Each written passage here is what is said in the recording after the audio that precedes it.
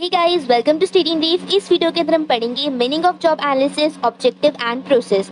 सो basically job analysis एक ऐसा process होता है जिसके अंदर हम इंफॉर्मेशन को गैदर करते हैं, कलेक्ट करते हैं regarding to a particular job and उस जॉब के हम टास्क को आइडेंटिफाई करते हैं, ड्यूटीज एंड रिस्पॉन्सिबिलिटीज को आइडेंटिफाई करते हैं जो भी हमें उस जॉब को इफिशिएंटली फॉलो करने के लिए रिक्वायर्ड होती हैं।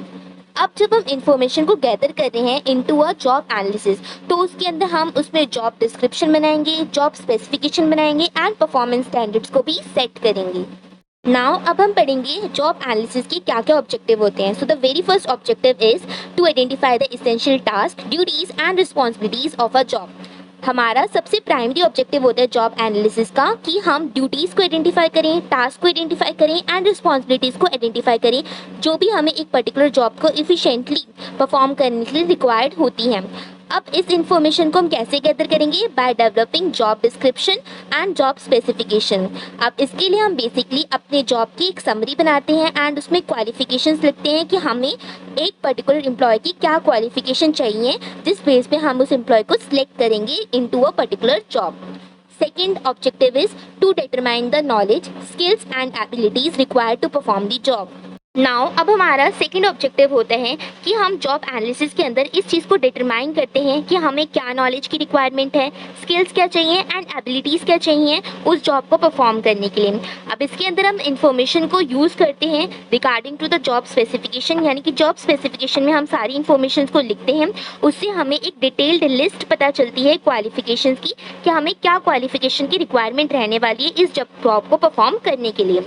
Third objective is to identify the physical, mental and emotional demands of the job, यानी कि जॉब एनालिसिस में हम आइडेंटिफाई करते हैं कि हमें क्या physical, mental and emotional demands होने वाली है उस जॉब को एफिशिएंटली फॉलो करने के लिए। इसके अंदर हम एक अपना स्टैंडर्ड रिक्वायर्ड सेट करते हैं, लेवल ऑफ स्ट्रेस इन्वॉल्व करते हैं कि इस जॉब को परफॉर्म करने के लिए आपको कितना स्ट्रेस लेवल हो सकता है एंड इमोशनल डिमांड्स को भी सेट करते हैं regarding to the customers and the clients. Fourth objective is to determine the job's working conditions, including the environment, equipment and tools used. यानी कि जॉब एनालिसिस के अंदर हम इस चीज़ को भी डिटरमाइन करते हैं कि हमारी वर्किंग कंडीशन क्या रहने वाली है उस जॉब को परफॉर्म करने में। इसके अंदर हम इन्वायरमेंट के बारे में बताते हैं, इक्विपमेंट के बारे में बताते हैं एंड क्या क्या टूल्स रिक्वायर्ड रहने वाले उस जॉब को परफॉर्म करने के लिए। अब इस इन्फॉर्मेशन को हम यूज़ करते हैं ताकि हम ये इंश्योर कर सकें कि हमारी जॉब कितनी % सेफ रहने वाली है एंड जो एम्प्लॉयज़ हैं उनके पास क्या क्या नेसेसरी रिसोर्सेज रहने वाले हैं उस जॉब को परफॉर्म करने के लिए, ताकि वो एम्प्लॉयज़ अपनी उस जॉब को इफिशिएंटली तरीके से परफॉर्म कर सके according to the necessary resources.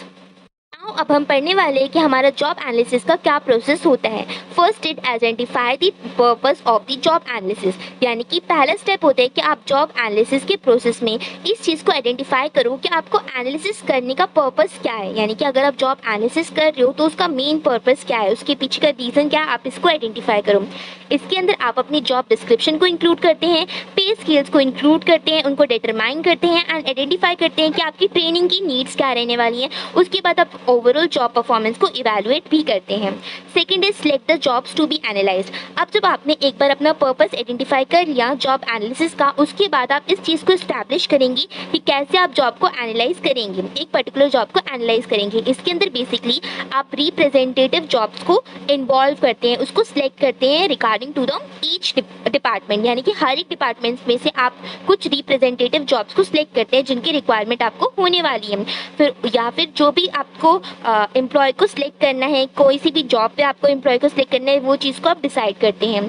Third is collect data. अब आपने जब एक बार ये सब चीज़ें डिसाइड कर ली, अब आपका नेक्स्ट काम होता है डेटा को कलेक्ट करना अबाउट द जॉब।